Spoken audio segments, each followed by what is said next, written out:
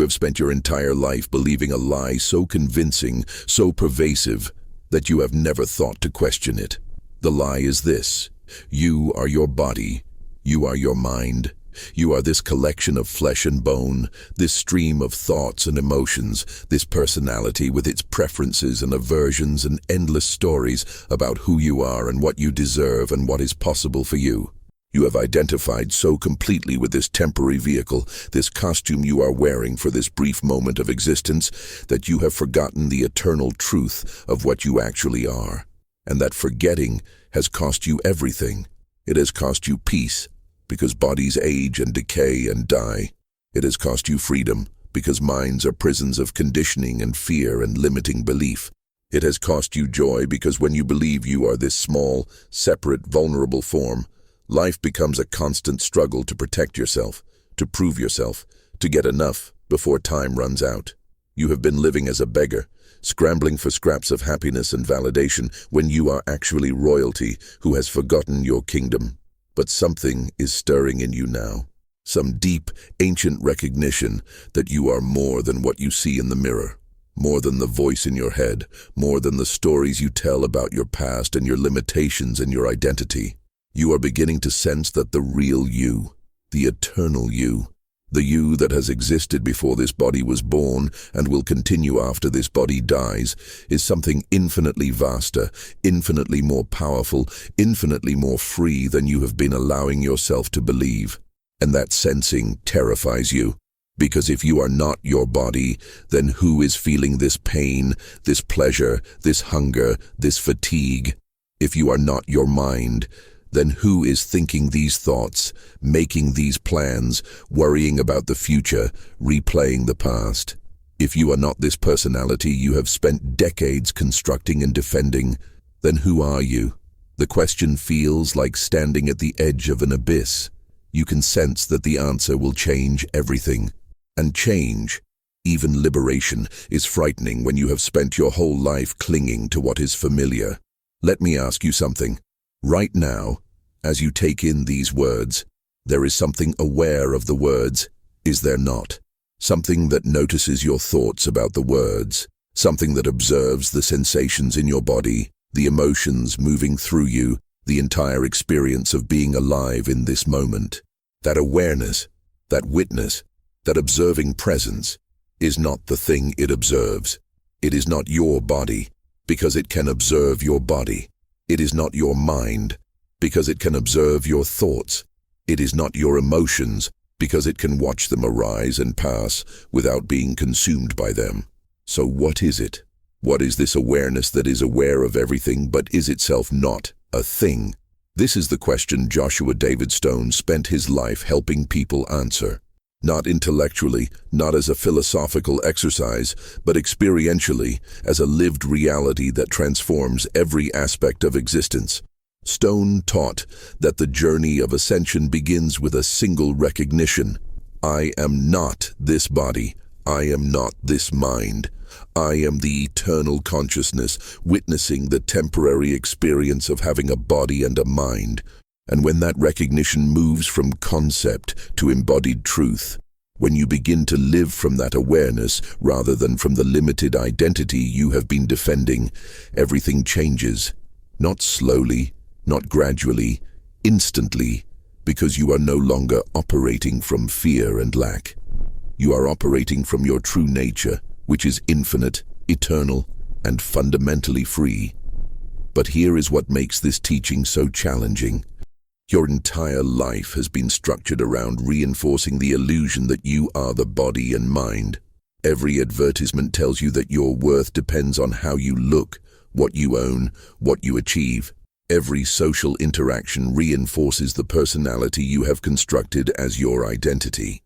Every moment of physical pain or pleasure convinces you more deeply that you are this body.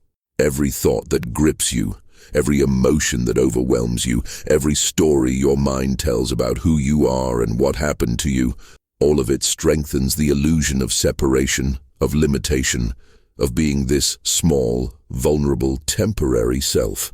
And the cost of maintaining this illusion is immense. You suffer because you believe you are the body, and bodies are fragile, mortal, subject to injury and illness and aging.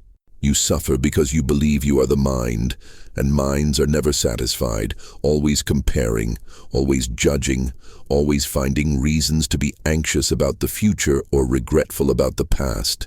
You suffer because you believe you are the personality, and personalities need constant validation, constant proof that they matter, constant reassurance that they are good enough, worthy enough, lovable enough. This is not your fault. You were taught to identify with form from the moment you entered this world. Your parents pointed to your body and said, "This is you." Your teachers pointed to your achievements and said, "This is who you are." Your culture pointed to your roles and relationships and said, "This is your identity." And you, innocent and trusting, believed them. You learned to see yourself as a separate individual, disconnected from the source of life, dependent on external circumstances for your well-being, fundamentally alone in a universe that might or might not be friendly to your survival. But none of it is true. You are not separate. You are not disconnected. You are not this small, limited, temporary form. You are the infinite consciousness that is playing at being temporary for the sheer joy of experiencing limitation and then remembering its true nature. You are God in disguise, deliberately forgetting so that the remembering can be ecstatic. You are the eternal witness, the unchanging awareness, the space in which all experiences arise and pass, but which is itself never touched, never diminished, never threatened by anything that happens in the realm of form. Stone taught that this recognition is not something you achieve through years of practice or spiritual discipline, though those things can help prepare you for it. The recognition is instantaneous. It is simply a shift in perspective, a moving of your attention from the contents of consciousness to consciousness itself, from the waves to the ocean, from the character in the dream to the dreamer, from the thought to the thinker, and then beyond the thinker to the awareness that witnesses even the thinker. And when that shift happens, when you begin to rest in your true identity as pure awareness rather than identified with the temporary forms that arise within that awareness, your entire relationship with life transforms. You still have a body, but you are no longer enslaved to its demands or terrified by its mortality. You still have a mind, but you are no longer tyrannized by its judgments or imprisoned by its limiting beliefs. You still have emotions, but you are no longer overwhelmed by them because you recognize them as weather patterns moving through the vast sky of your being rather than as definitions of who you are. This is freedom. Not freedom from life, but freedom within life. Not escape from the human experience, but the ability to have the human experience without being destroyed by it. Not denial of the body and mind, but right relationship with them, seeing them as instruments of consciousness rather than as your fundamental identity. This is what Stone called integrated ascension, the recognition of your divine nature not separate from your humanity, but expressed through it. If you have ever felt trapped in your own life, imprisoned by your thoughts, limited by your body, defined by your past, then like this video, leave a comment sharing what you believe you are beyond the body and mind, and subscribe, because what comes next will show you how this recognition transforms the lived experience of being human. But nothing could have prepared her for what she was about to understand about her true nature.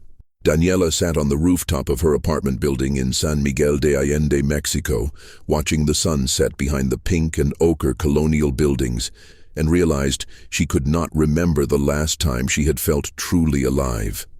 Not performing being alive, not going through the motions of existence, but actually genuinely present in her own experience. She was 39 years old, a successful architect who had built her career designing homes for wealthy clients, creating beautiful spaces for others to inhabit, while feeling increasingly like a ghost in her own life. The thought that had been haunting her for months surfaced again. Is this all I am? This body that is starting to show signs of aging? This mind that replays the same worries on an endless loop? This personality that has learned to be pleasant and professional and accommodating, but has forgotten how to be real? Somewhere along the way, she had become the mask she wore, and she no longer knew if there was anything beneath it. Last week, she had collapsed during a site visit. Not dramatically. She had simply been standing in what would become someone's living room, listening to the client discuss window placements, and suddenly her legs would not hold her anymore. She sat down on the dusty floor, her heart racing, her breath shallow, and thought with perfect clarity, I cannot do this anymore. Not the job, not the pretending, not this existence of going through prescribed motions while something essential inside me dies a little more each day. The doctor had found nothing wrong. Mild dehydration, maybe stress. Her business partner had suggested she take a week off. Her mother had called from Guadalajara worried, urging her to come home for a visit. But Daniela knew rest would not fix what was broken. She was not tired of working. She was tired of being who she thought she was supposed to be. She was tired of living inside a story about herself that felt increasingly like a cage. That evening, unable to bear her own company in the apartment, she walked to a small bookshop she had passed countless times but never entered. The owner, an elderly man with kind eyes, was arranging books in the window. When he saw her standing uncertainly in the doorway, he smiled and said, "Come in. I think there is something here waiting for you." Daniela found herself drawn to a section in the back where spiritual texts were shelved haphazardly, as if they had arrived by their own mysterious purposes rather than by any organized system. Her hand reached for a book before her mind registered the choice. Soul Psychology by Joshua David Stone. She opened it to a random page and read, "You are not the body you inhabit. You are not the thoughts that move through your mind. You are the eternal awareness that witnesses both. And when you remember this, when you shift your identity from the temporary form to the eternal witness, you discover that you have never been limited, never been separate, never been anything less than whole." Daniela's hands shook as she held the book. Something in those words resonated at a frequency she could feel in her bones. She bought the book, walked home, and spent the entire night reading. Stone wrote about the illusion of identification with form, about how suffering arises from believing you are the body and mind rather than the consciousness experiencing them. He wrote about the witness, the part of you that observes everything, but is itself never touched by what it observes. He wrote about liberation not as something to achieve but as something to recognize, a truth that had always been present but had been obscured by layers of conditioning and false belief. As dawn broke over San Miguel, Daniela sat on her rooftop and tried something Stone had suggested. Instead of thinking about her problems, instead of planning her day, instead of rehearsing conversations or replaying regrets, she simply watched. She watched her breath move in and out. She watched thoughts arise and dissolve. She watched sensations in her body come and go. She watched emotions drift through like clouds across a sky. And she noticed something extraordinary. There was a part of her that was watching all of this. A presence that was aware of the breath but was not the breath. Aware of the thoughts but was not the thoughts. Aware of the body but was not the body. For just a moment, she felt herself as that awareness rather than as the things being observed. And in that moment, everything was quiet. Not the quiet of emptiness, but the quiet of wholeness. Not the silence of nothing, but the silence that contains everything. She felt spacious, free, unthreatened by anything that could happen to her body or her circumstances or her career, because she recognized, just for an instant, that the real her was not touched by any of those things. The real her was eternal, vast, fundamentally safe. The moment passed. Her mind immediately tried to capture it, to analyze it, to figure out how to make it happen again. But something had shifted. She had tasted something true, and now the false tasted bitter by comparison. Over the following weeks, Daniela began practicing this witnessing awareness throughout her day. Not as a formal meditation, though she did sit in silence each morning, but as a way of being. When she felt anxious about a project, instead of being consumed by the anxiety, she would notice, I am aware of anxiety, therefore I am not the anxiety. When her body felt tired, instead of identifying completely with the fatigue, she would notice, I am aware of tiredness, therefore I am not the tired body. When her mind spun stories about her worth based on a client's feedback, She would notice, I am aware of these thoughts, therefore I am not these thoughts. Each time she made this distinction, each time she separated her awareness from what she was aware of, she felt a little more space, a little more freedom, a little less gripped by the drama of her temporary existence. It was not that her circumstances changed dramatically. She still had the same job, the same body, the same thoughts, but her relationship to all of it transformed. She was no longer at the mercy of every fluctuation, no longer defined by every success or failure, no longer terrorized by the inevitability of aging and death. Her work began to change. She found herself designing spaces, not just with aesthetic beauty, but with something else, something she could not quite name. Spaces that felt alive, that seemed to hold a quality of consciousness, of presence. Clients noticed.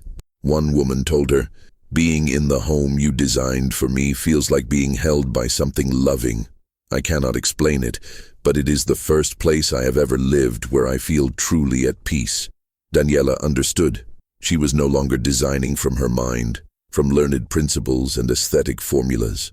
She was designing from a deeper place, from the awareness that connected her to the essence of everything. And that awareness knew how to create spaces that supported not just the body's comfort, but the soul's expression. She started having conversations with friends and colleagues that went deeper than the usual surface pleasantries. People sensed something different about her, something present and attentive that made them feel safe to share their real struggles, their real questions, their real pain. And Daniela found she could listen without trying to fix or advise, simply holding space for them to be exactly as they were, meeting them from that place of witnessing awareness that did not need anything to be different than it was. One evening, her friend Anna came over, distraught about her mother's diagnosis of Alzheimer's. "She is disappearing," Anna cried. "Piece by piece, the person I knew is vanishing. Soon she will not even remember who I am. How can I bear watching her lose herself like this?" Daniela took Anna's hands and said gently, "What if the person you knew was never just the memories or the personality? What if the deepest part of your mother, the awareness that has been looking through her eyes her entire life, is not disappearing at all? The mind might be failing, the memories might be dissolving, but that essential consciousness, that presence that she is beyond all the temporary forms, that is eternal. You cannot lose it because it was never dependent on the body or mind functioning correctly.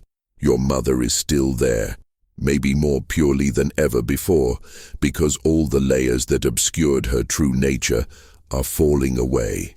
Anna looked at her with wonder and something like relief. "I never thought about it that way. You are saying she is not her mind. She is what is aware even when the mind stops working." Daniela nodded. "Yes, and so are you, and so am I.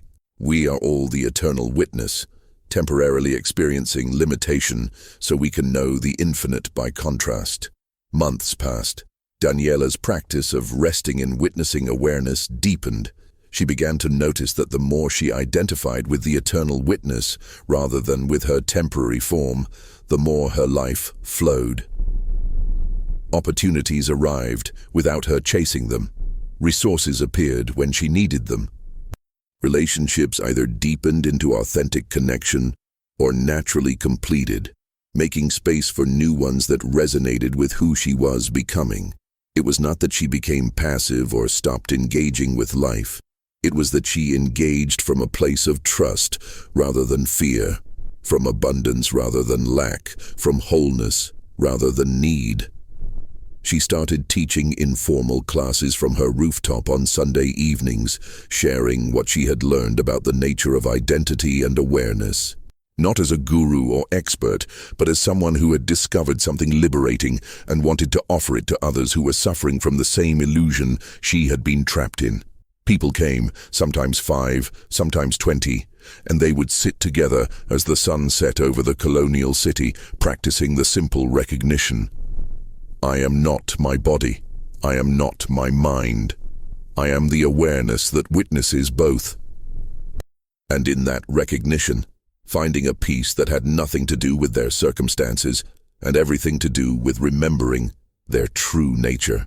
1 year after that collapse on the construction site, Daniela returned to the same location. The house was complete now, beautiful and functional, and exactly what the client had requested. But as she stood in the finished living room, she felt none of the pride or satisfaction she had expected. She felt something much deeper: gratitude. Not for the accomplishment, but for the breakdown that had forced the breakthrough. For the moment when her false identity could no longer sustain itself and had to crack open so that her true nature could finally emerge. She understood now what stone had meant. Ascension was not about becoming someone new. It was about recognizing who you had always been beneath all the layers of conditioning and false belief. It was about shifting your identity from the temporary form to the eternal consciousness. And in that shift, discovering that you had never been limited, never been separate, never been less than whole and free and completely, unutterably safe. If Daniela's journey speaks to you, if you have begun to question who you really are beyond your body and mind, then like this video, share your insights in the comments, and subscribe so we can continue exploring this path of recognition together. Because the truth stone taught, the truth Daniela embodied, the truth that is available to you right now, in this very moment, is this: you are not what you think you are. You are not this body that ages and dies. You are not this mind with its endless stories and judgments. You are the eternal witness, the unchanging awareness, the consciousness that has been looking through your eyes since before this life began and will continue long after this particular form dissolves. And when you know this, not as an idea, but as a lived experience, everything changes. Fear loses its grip because you recognize that what you truly are cannot be threatened. Suffering remains, but you are no longer destroyed by it because you understand it is happening within you, but is not happening to you. Death becomes not an ending, but a transition, a changing of costumes, a release of one form, so consciousness can experience itself in new ways. And life, this precious, temporary, specific experience of being in a body on this earth at this time, becomes not a burden to endure, but a gift to savor, knowing that you chose it, knowing that every experience is expanding your awareness, knowing that you are simultaneously the wave and the ocean, the individual and the infinite, the limited and the limitless. This is freedom. This is peace. This is what stone meant by ascension. Not leaving the body, but finally understanding what you are beyond it. Not escaping the mind, but no longer being imprisoned by it. Not denying your humanity, but recognizing it as the temporary vehicle through which eternal consciousness is experiencing this particular adventure called life. You are so much more than you have been allowing yourself to be. You are vast. You are eternal. You are free. And the moment you remember this, the moment you shift your identity from the form to the formless, from the limited to the limitless, from the temporary to the eternal, you discover that everything you have been seeking, all the peace and purpose and wholeness you have been chasing through achievements and relationships and external validation, has been inside you all along, waiting patiently for you to stop looking everywhere else and finally come home to your true nature. Welcome to that homecoming. Welcome to the recognition of what you have always been. Welcome to the freedom of knowing you are not the body, not the mind, but the eternal consciousness witnessing this beautiful, temporary, precious dance of existence. The journey begins here, with this understanding, in this moment, with this breath. And everything, absolutely everything, changes from here.